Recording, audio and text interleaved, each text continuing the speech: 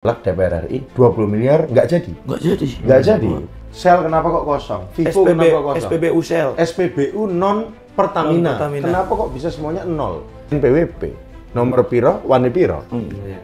Kita mencoblos karena ada uangnya. Karena niat baik itu kalau tidak disampaikan kan tidak tahu. Betul. Tidak lagi menerima politik uang. Supaya apa? Supaya mereka yang dipilih benar-benar bisa mewakilkan dan bisa memperjuangkan aspirasinya selama 5 tahun ke depan. Nah, pemasukan dan pengeluaran tidak seimbang, mereka kan pasti harus mencari dari celah-celah yang berbahaya tadi, celah-celah tepi jurang. Nah, itu di sana fungsinya undang-undang perampasan aset.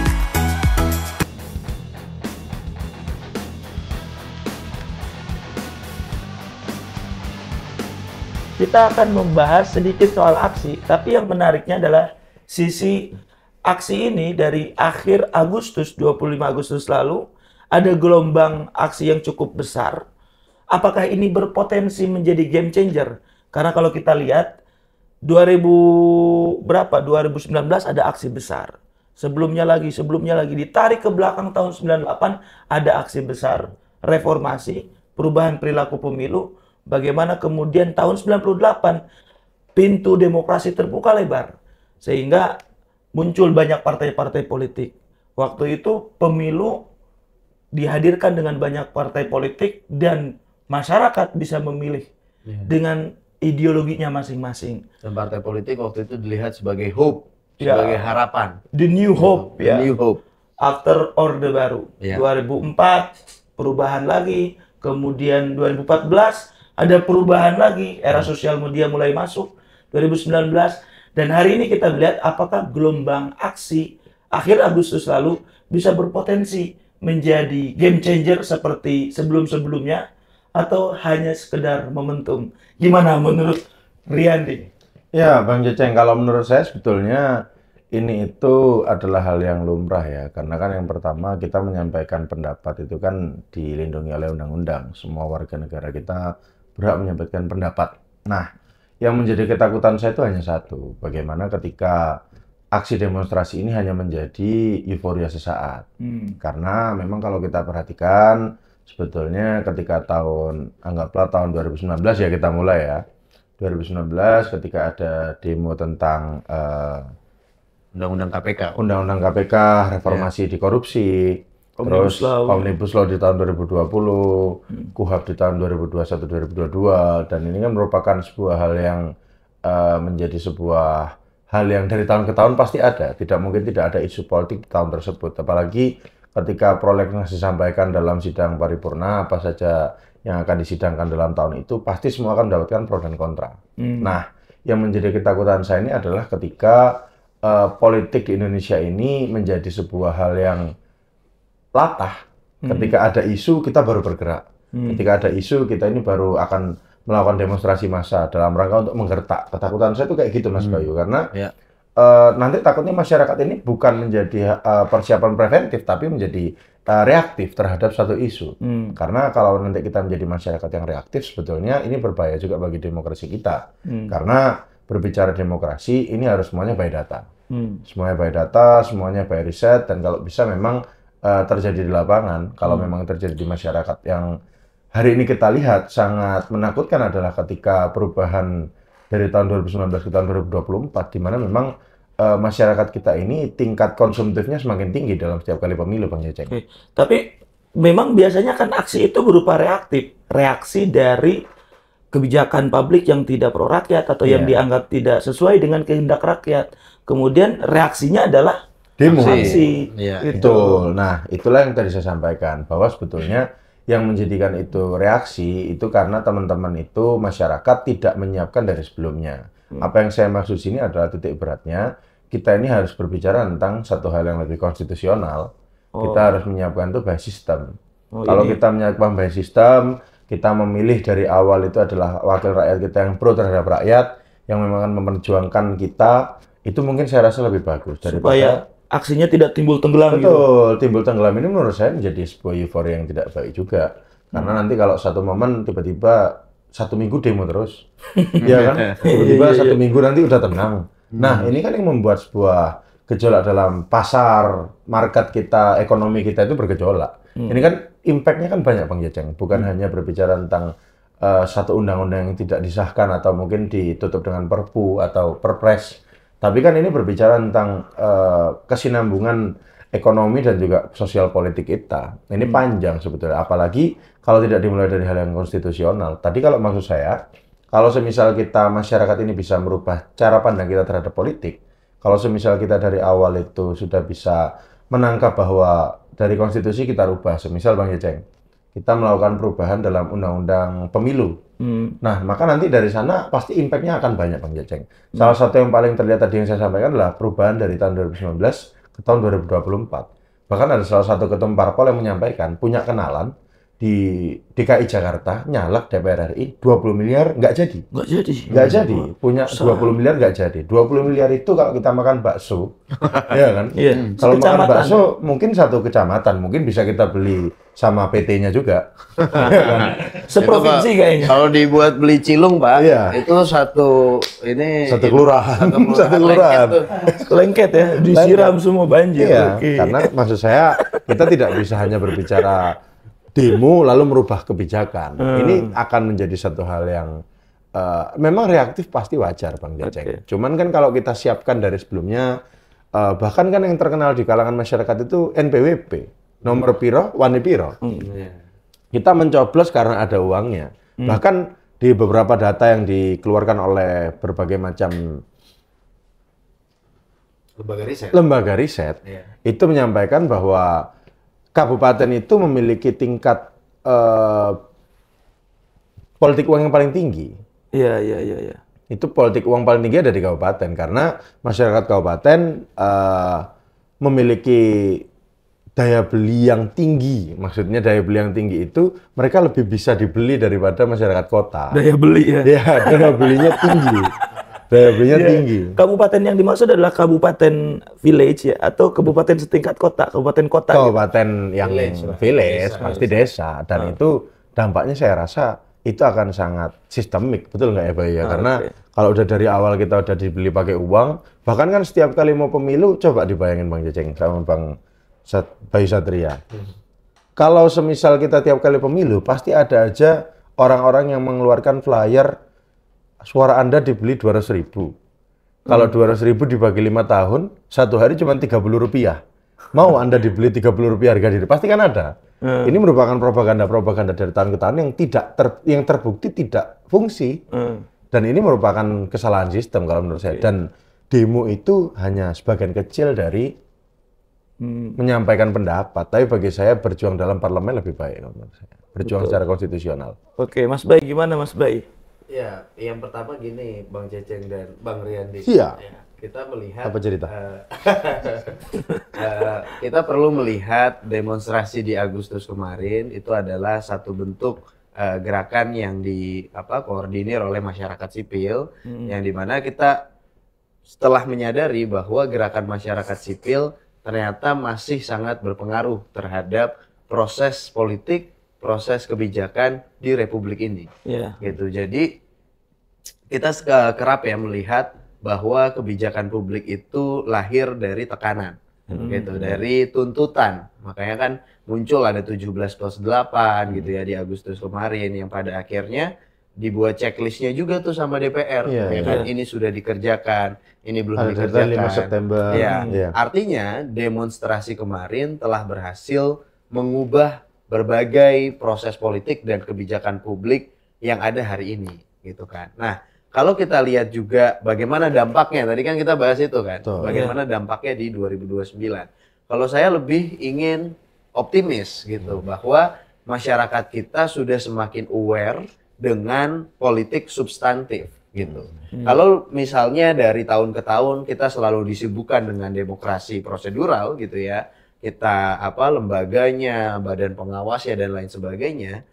Di 2029 saya cukup yakin bahwa nanti kita akan menuju kepada demokrasi substansial gitu. Bagaimana nanti di 2029 itu yang akan lebih banyak dibahas adalah tentang isu, tentang kebijakan, tentang apa yang bisa diperbuat oleh para calon terhadap konstituennya gitu. Nah, ini kenapa saya bilang ini akan menjadi game changer? Karena ini adalah titik awalnya gitu. Kalau kita ingat misalnya juga demo 2020 ya, Omnibus Law Cipta Kerja, ya kan? Itu kan mengkritik berbagai hubungan industrial gitu ya antara pemilik perusahaan dan juga buruh, yang dimana negara harus intervensi gitu untuk menengahi dua kepentingan ini gitu kan. Yang pada akhirnya dari demo besar di tahun 2020 itu melahirkan yang namanya Partai Buruh gitu. Sehingga ini menjadi bukti bahwa apa yang dilakukan gerakan di jalanan itu ternyata bisa terinstitusionalisasi juga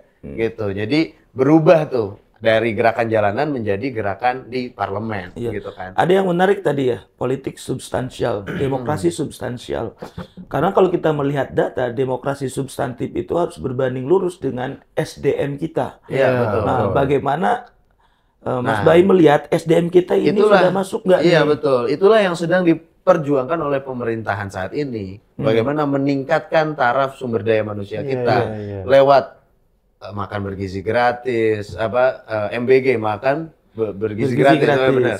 Lalu lewat Kopdes Merah Putih, itu kan program-program yang menstimulasi SDM kita untuk terus berkembang, gitu. Jadi saya cukup yakin dengan program-program ini bisa dirasakan manfaatnya, walaupun memang tidak langsung ya, tapi setidaknya masyarakat kita bisa terus meningkat kualitas sumber daya manusianya. Dan dari aksi demonstrasi kemarin kita melihat sudah semakin banyak masyarakat kita yang aware, karena juga ini efek media sosial sebenarnya gitu. Jadi sekarang kan banyak ya influencer-influencer yang memang menyuarakan berbagai isu-isu publik gitu. Dan itu dibeli nggak? Nah, tapi menurut saya mau itu dibeli atau gimana, setidaknya perbincangan di media sosial hari ini adalah berkaitan dengan isu publik, gitu. Karena kita kan sudah bosan ya membahas isu privat di ruang publik, ya kan, misalnya apa selingkuh artis atau apa yang kaitannya sama personal orang, gitu kan.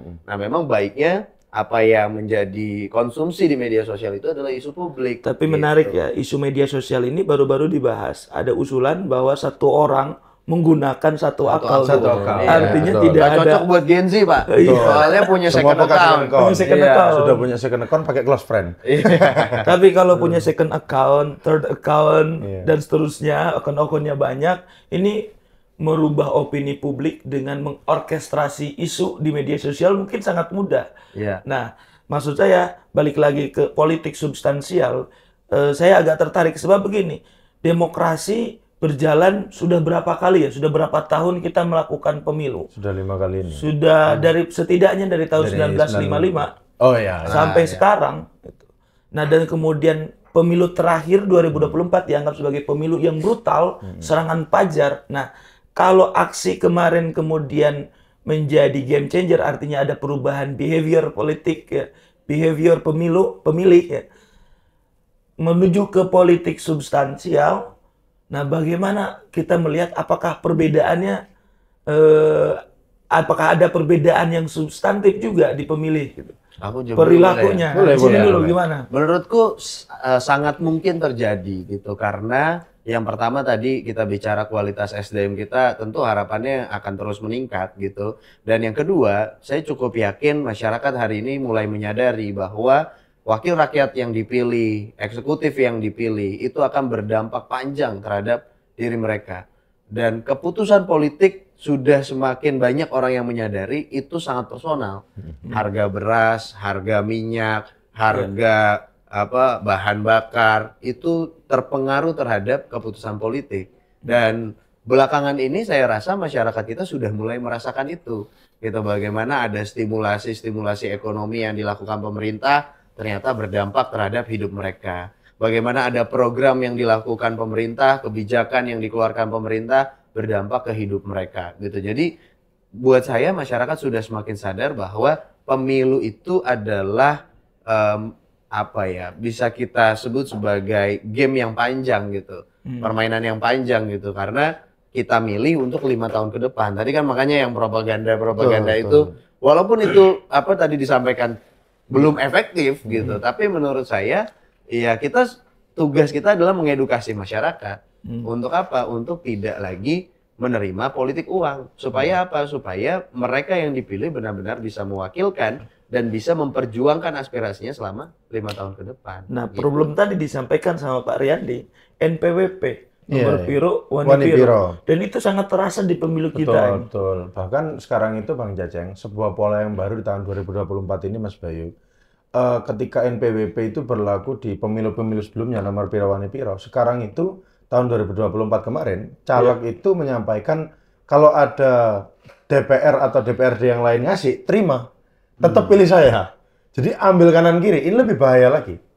Karena mereka akan semakin membuat calon-calon itu berjuang mati-matian untuk mengeluarkan uang. Berbahayanya nih, Berbahayanya adalah di calon politiknya itu, karena kita tidak akan tahu ketika mereka jadi, apa yang akan mereka lakukan untuk mengembalikan uang itu, Pak Jajeng. ya. Untuk Jadi, balik modal. Balik modal. Ya. Ya. Mereka apakah harus menggolkan satu undang-undang tertentu? Tapi kalau politik substansial, uang diambil, saya memilih berdasarkan hati nurani. Gimana itu? Nah, itu sebetulnya itu tidak akan bisa terjadi kalau memang pemikiran itu masih ada di masyarakat. Kalau memang memilih dari hati nurani, nggak usah diambil juga Tolak uangnya. politik Tolak uang. memang dari awal. Oke. Karena memang sebetulnya substansinya itu tolak uangnya, bukan pilih hati nuraninya. Kalau milih dari hati nurani itu kan sebetulnya memang wajib. Kita harus memilih dari hati nurani, bahkan kita harus memilih calon itu yang terbaik. Jadi, hey, Anda masyarakat, yuk kita tolak politik uang 2029 dan 2031. 2031 dan pemilu-pemilu selanjutnya. Oke. Nah, ini artinya aksi kemarin itu ada game changer-nya berarti ya. Ada perubahan terutama pada behavior pemilih. Nah, bagi saya begini Pak Jajeng, semenjak memasuki era post-truth, ketika kita ini memasuki era media sosial, sebetulnya pola-pola seperti ini itu akan selalu dianggap sebagai game changer. Kita akan selalu menormalisasi sebuah aksi demo seperti yang tadi Pak Bayu sampaikan. Kalau misalnya Bayu nyampaikan bahwa ini akan menjadi game changer, titik balik di mana posisi kita nanti akan semakin masuk ke arah politik yang lebih substantif, kita akan memilih calon berdasarkan kualitas. Ketakutan saya kita akan menormalisasi satu hal itu, mendemo, itu akan menjadi sebuah hal yang akan dinormalisasikan setiap kali ada keputusan pemerintah yang dianggap bahwa tidak pro kepada rakyat, padahal ternyata ada hitungannya. Yang harus kita menjadikan sebuah dasar dalam demo itu kan yang tadi menjadi catatan dari pemerintah. Contoh seperti bagaimana, kenapa kok hari ini sel sekarang tidak banyak? Sel kenapa kok kosong? Vivo kenapa kosong? SPBU sel. SPBU non Pertamina. Kenapa kok bisa semuanya nol? Saya bahkan harus antri sampai 30 menit Pak Jajeng. Waduh. Itu antri kopi tapi. Beli kopi. Ya. Jadi bukannya, bukan sel ya? Bukan sel. Beli kopi tuku. Enggak. Beli kopi. Tapi Dikit kalau lagi. antri sel 45 menit. Lebih lama. Jadi memang Pak Jajeng, kenapa ini kok harus ada hal-hal seperti ini? Sebetulnya kan kita ini sedang memperbaiki BUMN dalam negeri. Kita, badan usaha milik negara kita, dalam negeri kita ini sedang kita perbaiki. Ini kan ada hitungan-hitungannya. Yang dari sebelumnya Pertamina ini kemarin mereka mengalami kerugian, bahkan dikorupsi sampai ratusan triliun. Ini kan ada perubahan. Nah, tapi kan masyarakat ini malah mendemo pemerintah, dianggap bahwa masyarakat ini pemerintah tidak pro terhadap masyarakat, karena dianggap pemerintah monopoli usaha. Bahkan statement Pak Bahlil, Menteri SDM, diplesetkan dan dianggap bahwa dari pihak-pihak swasta harus membeli ke Pertamina. Ini kan satu hal yang sebenarnya miskomunikasi di masyarakat. Saya sepakat bahwa memang ada perspektif ya. Perspektif itu begini, pemerintah punya perspektif pembangunan. Betul. Masyarakat punya perspektif apa yang dirasakan. Betul. Ini ada problem nih, kira-kira problemnya di mana nih Mas Bayu? Karena perspektifnya gini, niat baik dari pemerintah. Kita sama-sama sepakat lah bahwa pemerintah itu punya niat baik. Niat baik, betul. Dan kita sama-sama sepakat bahwa masyarakat itu perlu merasakan. Betul. Nah, gapnya di mana nih? Menurut saya gapnya itu ada di komunikasi publik sebenarnya. PR. Betul. PR.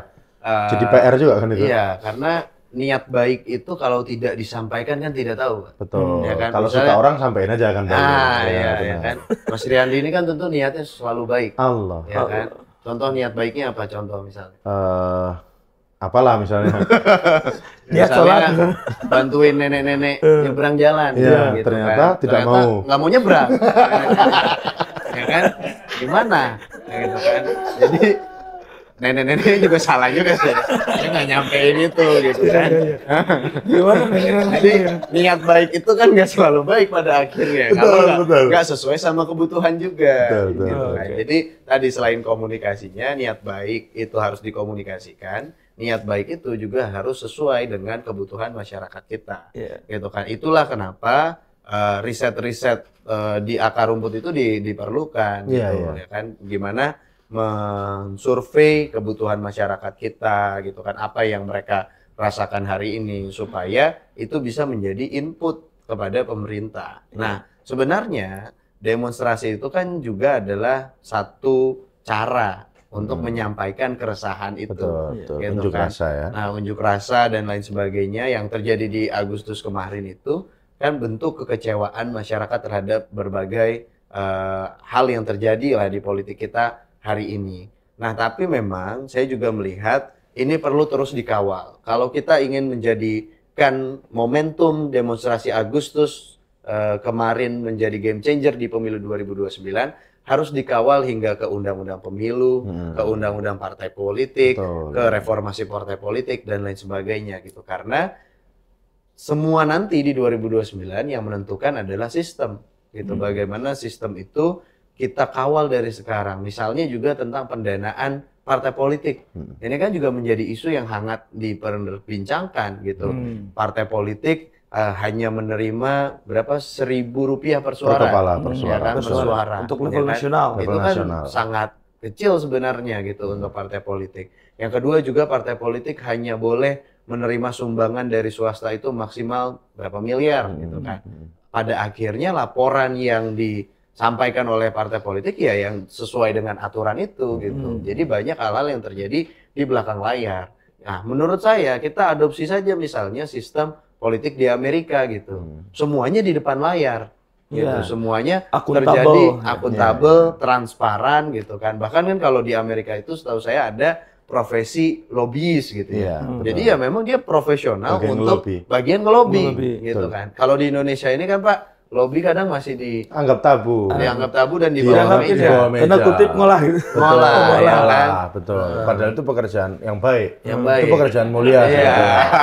Jadi ngolah itu pekerjaan yang mulia. Yang mulia. Lobbying itu harus punya skill komunikasi yang baik. Betul. Iya, nah makanya skill komunikasi itu ada di Pak Riyandi. Makanya dia sudah menjadi pelaku industri pengolahan.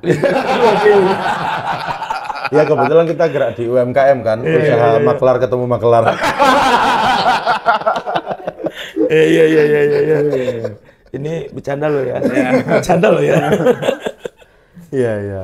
Saya sebetulnya sepakat sih Pak Jeceng apa yang disampaikan. Cuman apa yang saya ingin sampaikan adalah ketakutan saya itu sebetulnya ketika kalau tadi bahasa Bang Bayu adalah niat baik itu tidak disampaikan. Tapi terkadang kan masyarakat ini niat baik sudah disampaikan pun masih menolak. Karena ketakutan sebetulnya. Karena apa yang terjadi di Indonesia ini Pak Jeceng sebetulnya masyarakat ini tidak pernah hidup dengan tenang. Karena masyarakat ini setiap kali berhusnuzon kepada pemerintah selalu dikhianati.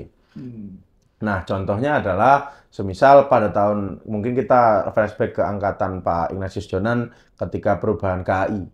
Semua pedagang menolak karena tidak boleh masuk ke dalam stasiun, tidak boleh berjualan dalam gerbong, dalam kereta. Tapi apa yang kita lihat dampaknya tahun 2010, 2015, 2020? Kondusif. Semua masyarakat berubah. Ini sama halnya dengan begini Pak Jeceng. Kalau kita tadi berbicara tentang konstitusi, itu kita berubah dari sistem. Contoh saja, kalau kita melihat dari perubahan masyarakat, itu behaviornya ketika naik MRT, itu sudah sangat terlihat dibandingkan dengan penumpang di KRL. Masyarakat di MRT itu semua antri. Mau masuk aja sudah antri, semua sudah tahu kalau barang harus di body scan, harus di scanning dulu, dan segala macam di metal detector. Ini merupakan hal yang lumrah karena sistemnya sudah terbangun. Nah, Indonesia ini memerlukan hal itu, Bang Bayu. Kalau semisal kita belum berani menghapuskan NPWP itu tadi, ini juga pasti belum akan maju kita. Salah satu yang menurut saya tadi yang belum Bang Bayu sampaikan adalah Undang-Undang Perampasan Aset. Bagi saya ketika anggota dewan ini mereka pasti akan berpikir secara logika ya secara dasar saja ketika mereka itu mengeluarkan semisal pemasukan dan pengeluaran tidak seimbang mereka kan pasti harus mencari dari celah-celah yang berbahaya tadi, celah-celah tepi jurang. Nah, itu di sana fungsinya undang-undang perampasan aset. Maka mereka harus punya harga eceran tertingginya ya, HET-nya. Mereka harus punya HET kalau mau maju anggota DPR. Mereka maka harus pasang tarif maksimal kita pengeluaran misalnya 5 miliar. 5 miliar itu udah termasuk kampanye, udah termasuk medsos, udah termasuk tim, semuanya. Maka itu nanti akan membentuk sebuah pola yang baru di mana dari tadi itu bukan lagi berbicara tentang gempuran di hari H atau serangan fajar, tapi kita berbicara tentang masyarakat itu akan lebih banyak mendapatkan ide gagasan, lebih banyak bertemu sapa secara langsung, yang memang pasti akan berat juga. Ini perubahan perilaku ini sebetulnya kalau saya lihat ada pertama perubahan dari pemilihnya, betul. Yang kedua perubahan dari politisinya. Betul.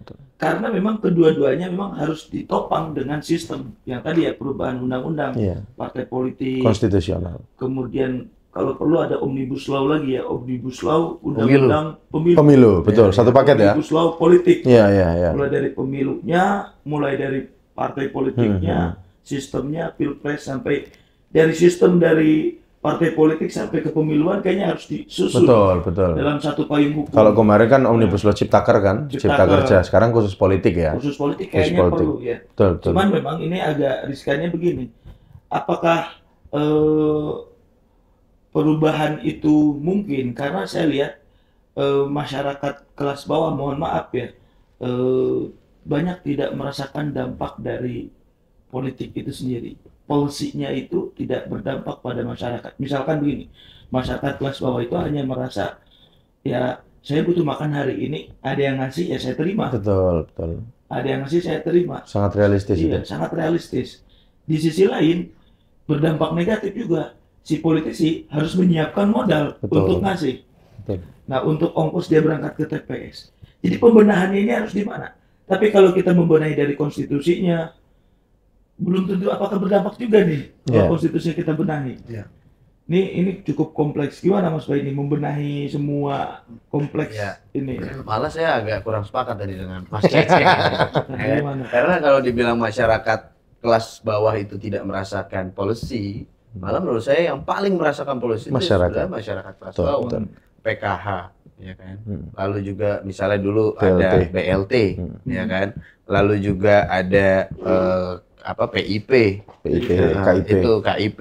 Itu kan ditujukan untuk masyarakat kurang mampu, gitu. Malah yang kadang tidak tersentuh oleh policy itu masyarakat kelas menengah, gitu. Jadi kalau misalnya masyarakat kelas bawah itu dapat perlindungan sosial, gitu ya, masyarakat yang kelas menengah ke atas itu mendapatkan insentif, misalnya tax amnesty dan lain sebagainya, gitu. Masyarakat kelas menengah ini malah yang middle class ini yang kadang tidak, hidupnya lebih susah dan tidak banyak terdampak terhadap policy kita, karena policy kita belum mengarah ke sana, gitu kan. Nah itu tapi sedikit intermezzo saja, gitu kan. Benar juga ya. Memang ada banyak program-program yang bagus untuk masyarakat. Tapi di sisi lain ada sebagian masyarakat yang tidak tersentuh program. Ya, betul. Barangkali ini pengelolaannya yang lebih transparan. Ya, selain itu juga pengelolaannya juga ya ada sebagian yang perlu PIP tapi nggak dapat PIP. Ya. Karena PIP-nya bagian ini aja gitu. Ya. Bagian yang lain enggak. Ya. Nah, pertanyaan selanjutnya adalah kalau kita ada perubahan sistem, ada perubahan dinamika politik, tentu ada perubahan kekuasaan. Kita melihat pasca rangkaian aksi, baik di eksekutif maupun di legislatif, ada perubahan. Di DPR ada perubahan, wakil ketua DPR berubah, salah satunya. Kemudian di eksekutif, kemarin ada yang berubah juga. Sampai beberapa menteri. Keuangan berubah. Dan ada beberapa menteri juga. Yang konon katanya tadi, ada yang mau dilantik sebentar lagi. Gitu ya. Info-info A1 ya ini ya. Info A1. Itu yang hari ini. Nah, bagaimana ke depan? Apakah ada perubahan lagi nih? Nah, ini mungkin sekaligus closing statement ya. Oh, boleh. Jadi belum closing, masih lama. Oh, masih lama ya. Ya, masih lama ya. Ya, jadi perubahan itu kan adalah satu kepastian sebenarnya. Bahwa kita ini kan hidup di dunia yang serba berubah, gitu kan. Jadi perubahan dalam sistem pemilu menurut saya juga seharusnya menjadi sebuah keniscayaan, gitu. Nah, pada momentum ini menurut saya kita tidak bisa meremehkan suara rakyat. Apalagi suara rakyat yang terjaga, yang dikawal sampai kepada perubahan sistem, kepada perubahan aturan main dan lain sebagainya. Gitu. Jadi untuk pemilu 2029 saya melihat ini ada hope ya, ada harapan gitu untuk pemilu kita bisa lebih baik lagi, pemilu kita bisa lebih substantif lagi, dan masyarakat benar-benar bisa memberikan amanatnya kepada wakil rakyatnya, dan wakil rakyatnya maupun pejabat di eksekutif itu bisa benar-benar menjalankan amanat yang sudah diberikan oleh rakyat. Amanat rakyat. Amanat rakyat. Betul. Nah, gimana menurut Pak Riyandi? Ya, kalau saya tadi sebetulnya apa yang saya sampaikan sepanjang kita ngobrol ini, sepanjang kita yeping ini tadi. Jadi ini cuma yeping. Gitu. Jadi kalau bagi saya sebetulnya statement saya masih bulat Pak Jajeng. Bulat ya? Saya bulat sekali. Seperti orang ya? Saya masih bulat sekali untuk mengatakan dan menyampaikan bahwa ketakutan saya hanya satu, jangan sampai demonstrasi itu menjadi sebuah hal yang latah bagi masyarakat. Apa yang perlu kita gaungkan itu adalah bagaimana demokrasi yang substantif tadi, kalau bagaimana kata Mas Bayu. Dan ini merupakan hal yang lumrah saja menyampaikan pendapat. Ketakutan saya itu adalah ketika demonstrasi itu disusupi oleh oknum-oknum. Seperti yang kita lihat kemarin di Agustus tahun 2025 ini, saya sangat kecewa ketika demonstrasi itu ditunggangi oleh beberapa oknum sampai merusak fasilitas umum. Ini kan hal-hal yang sebetulnya perlu kita jaga. Menyampaikan pendapat itu sangat boleh dan sangat dijamin oleh undang-undang. Tapi perubahan itu jangan sampai disusupi oleh orang-orang. Apalagi kalau demonstrasi itu sebetulnya dalam rangka untuk hanya membuat keonaran saja, hanya membuat sebuah kekacauan saja. Kalau menurut saya jangan sampai terjadi. Lalu bagaimana titik balik kita? Tidak ada. Kita tidak akan terjadi game changer ketika kita masih melakukan hal yang sama tadi.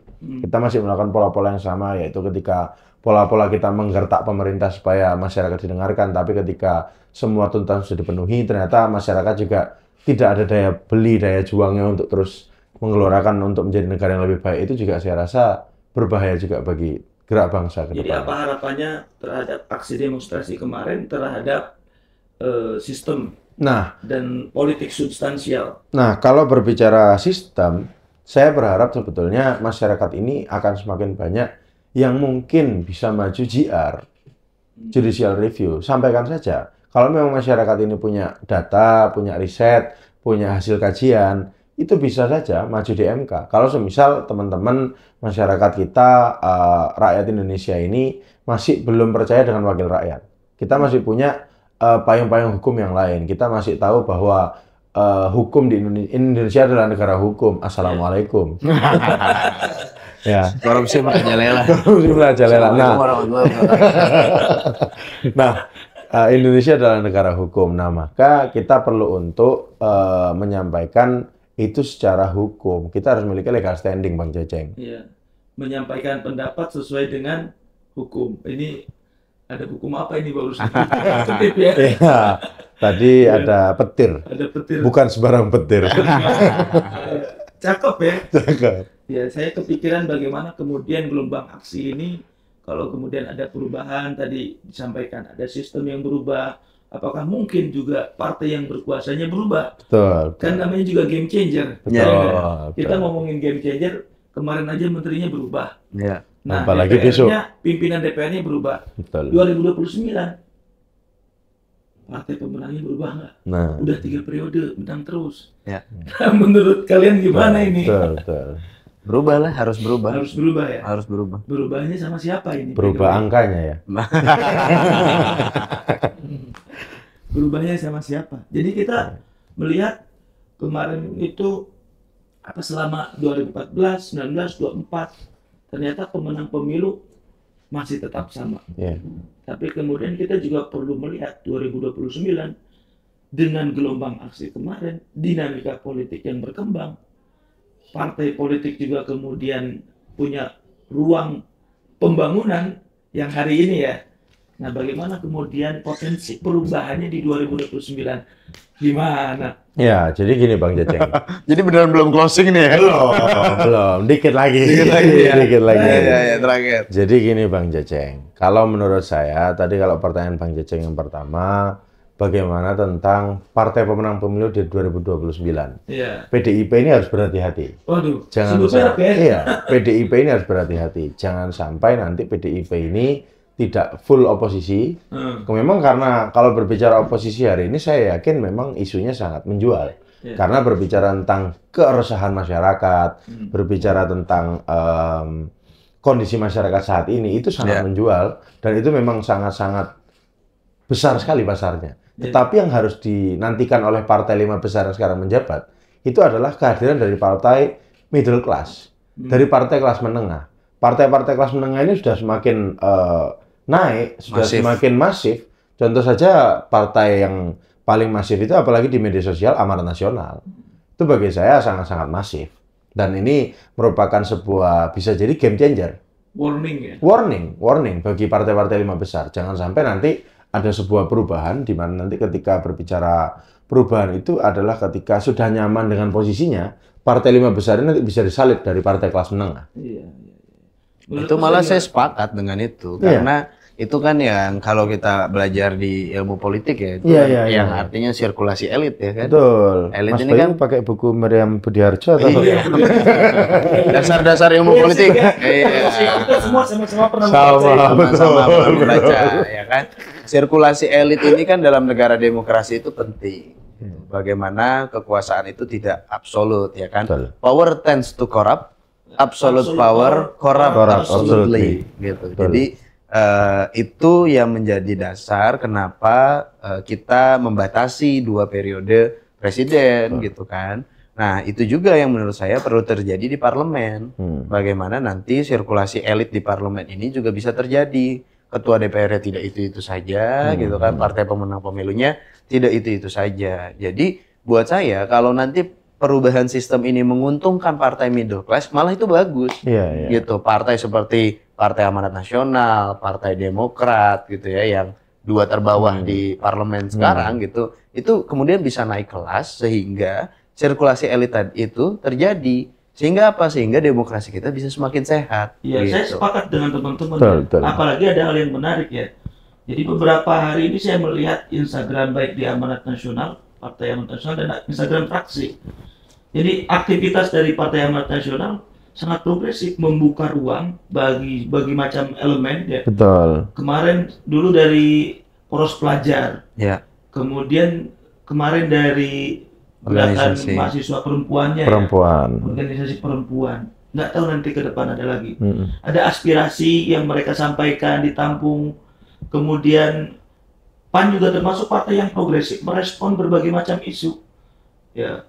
Termasuk yang ikut mengusulkan undang-undang perampasan aset, terus apalagi undang-undang yang banyak ya. Jadi 17+8 itu sudah dijalankan oleh Partai Amanat Nasional. Ini menarik ya, dan menurut saya ini masuk ke dalam isu yang tadi disampaikan oleh Mas Bayu, adalah politik substansial. Bukan hanya sekedar gimmick. Ya. Betul. Nah, saya kira itu saja teman-teman. Politik substansial akan akan mewarnai bagaimana politik kita ke depan. Jadi episode kali ini kita sudah berbincang-bincang mengenai game changer, perubahan pasca gelombang aksi akhir Agustus lalu. Apa pendapat teman-teman? Silahkan komen di kolom komentar. Silahkan kemukakan pendapat teman-teman di kolom komentar. Dan jangan lupa subscribe, like, dan share. Sampai jumpa di episode selanjutnya. Wassalamualaikum warahmatullahi wabarakatuh. Waalaikumsalam.